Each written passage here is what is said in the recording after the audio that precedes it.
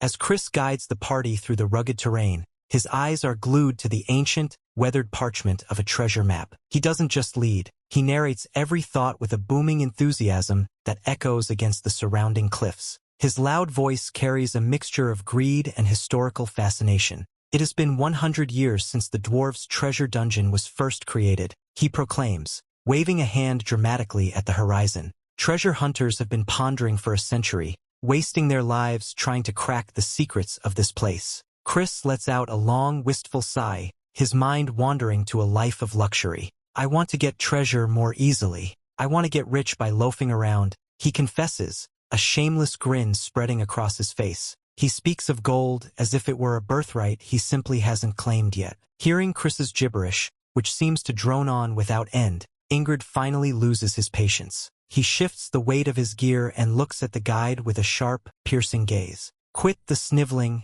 Enkrid tells him, his voice dry and grounded. He has no interest in grand fantasies, caring only about the reality of the blade and the mission. As the map suggests, they eventually arrive before a massive, moss-covered rock that looks as though it hasn't moved in a century. Chris grunts as he puts his shoulder into it, removing the rock with a final, heavy heave. He finds the entrance to the dungeon, revealing a dark, gaping maw leading deep into the earth. However, to everyone's surprise, he doesn't enter. Instead, he turns his back on the dark tunnel and paces out a specific distance across the dirt. Seeing this, Pin, who had been readying her bow for a descent, looks confused. She points at the yawning entrance they just uncovered. Isn't this the entrance? Where are you going? Pin asks, her brow furrowed in genuine bewilderment as Chris stops. He turns around with a look of smug expertise, resembling a professor about to lecture on a forbidden subject. This is the technique that came out of the treasure hunter's fierce struggle,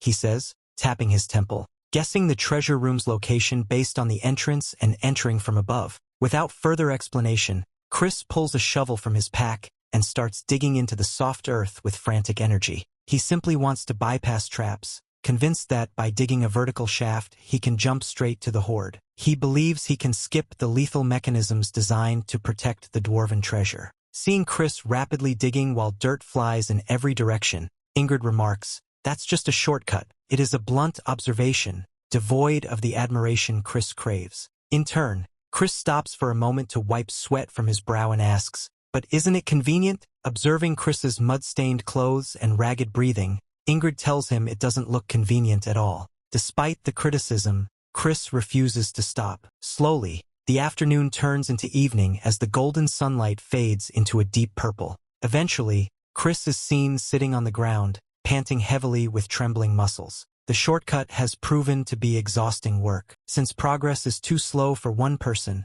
Enkrid also joins the digging, his powerful arms making much faster work of the soil. Esther, currently in panther form due to a lingering curse, watches them with golden feline eyes. Enkrid's party, unaware of her true nature, sees only a loyal, intelligent beast. She also joins the effort, digging with sharp, powerful claws and sending clumps of earth flying back. Seeing the digging yield no results despite hours of work, Pin comments that they are just buying trouble. She leans against a tree, watching the hole get deeper while the treasure remains elusive. Annoyed by the lack of progress and mounting fatigue, Enkrid tells Chris that while some shortcuts work, this isn't one of them. Lugano joins the conversation, her voice calm and observant. She looks up at the rising moon and reminds them that it has already gotten dark, suggesting they spend the night and resume in the morning. But the momentum is too strong to stop. After more time and sweat, they finally find the direct entrance to the treasure room. A hollow thud echoes as the shovel strikes stone, and a small opening is cleared. Seeing this, Chris's eyes light up with a predatory glint, his exhaustion vanishing instantly. He utters two words in a hoarse whisper, "My gold." As Pin prepares to descend, she checks the daggers in her quiver. "I will scout ahead," she says professionally, slowly climbing down into a dark hallway, her feet making no sound on the ancient stone. As she looks ahead, her eyes adjust to the gloom. She sees a treasure chest and a sword sitting in a room just ahead. It looks exactly like the jackpot they were promised. She walks the hallway carefully, eyes darting across the floor and walls for traps. Finding none, she reaches the room and shouts back to the party that it's safe to come down. As they climb down one by one, Chris is the first to hit the floor. He ignores the dust, running toward the treasure with reckless abandon. He catches up to Pin and asks about traps. Pin replies confidently that there is no sign of anything, noting that a decent ranger should spot basic traps. If I haven't noticed it, it has to be a woven spell, she adds. Lugano, examining the architecture, remarks that it seems like an excessive trap for just one ancient, wealthy person to set up. She is skeptical of the room's simplicity. Esther, also a mage, finds her senses going into high alert. A strange static hangs in the air, a hum she can feel in her teeth. She scans the ceiling corners. Hearing there are no traps and unable to contain his excitement, Chris ignores the tension. He pulls out a crowbar and tries to open the chest with a loud grunt. However, the lid is stubborn. Chris has great difficulty, his face turning red as he strains against the iron-bound wood. Seeing this desperate struggle over a box of potential gold, Enkrid asks if he doesn't already have enough krona. Chris stops for a second, glaring at Enkrid as if the question were an insult. He tells Enkrid he speaks ignorantly, claiming he is far from his target. Chris continues with frantic ambition, stating his salon is the best in the capital,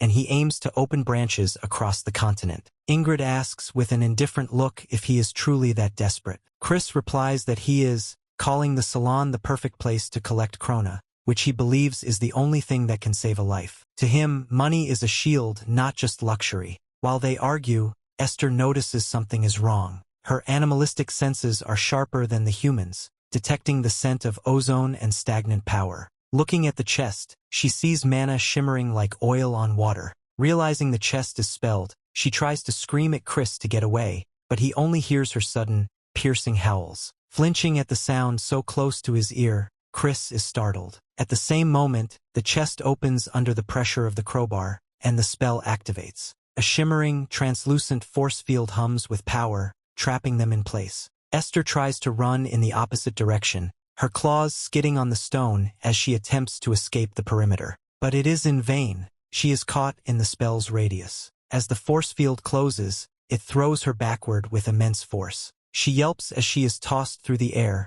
landing heavily on Enkrid's chest. Enkrid grunts as he steadies the panther, looking up at Pin with a dark expression. Enkrid turns to Pin, who had claimed there were no traps. Pin, looking both horrified and defensive, argues that this is a magic trap. While she can handle physical mechanisms, a dormant spell from a century ago was beyond her detection. With a deep sigh, Lugan touches the cold, unyielding barrier, noting that their situation has become difficult now that they are completely imprisoned. Esther growls, her tail lashing as she regrets that the faded scent of the ancient trap prevented her from warning them sooner. Enkrid asks if she is all right, but Esther ignores him to test the force field's density, concluding that while the trap is disarmable in theory, her curse state means it would take 2 days of mana gathering to break it. Chris, however, doesn't even notice the trap at first. His focus is entirely on the chest he just pried open. Finding it devoid of gold or krona, he slumps in devastation. Enkrid sighs,